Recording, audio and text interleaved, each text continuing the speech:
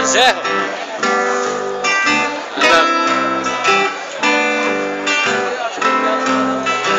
Tingiu-se de cores a face do campo, vestiu-se de branco a flor do araçá. Emergiu pela luz amarela do dia que o tempo sabia que ia brotar.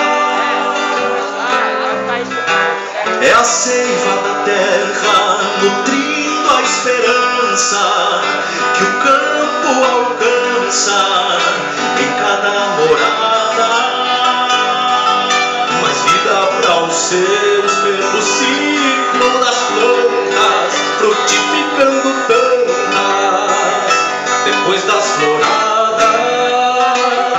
Grande e forte com os ventos, um galho seco esquecido que andava adormecido pelo inverno agriou.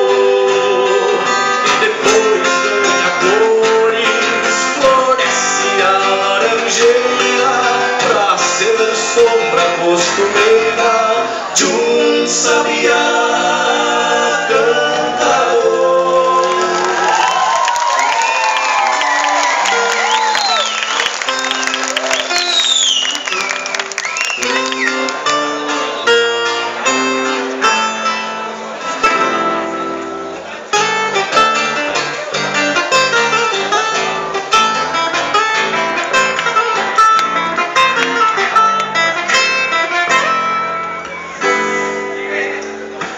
João de barro fez casa no lombo de um cambará que escolheu pra morar lindeiro a corticeira.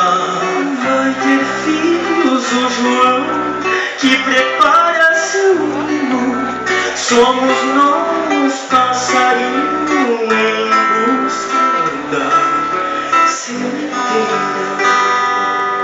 Semente que nasce, que cresce, floresce, frutifica e abastece, dá sustento pra vida. Semente que brota, fecunda e padece, volta à terra e adormece, num beijo em despedida. Range forte com os ventos, um galho seco esquecido que andava adormecido pelo inverno a vigor. E depois ganha cores, floresce a laranjeira pra ser sombra costumeira de um sabiá cantador. De um sabiá cantador, de um sabiá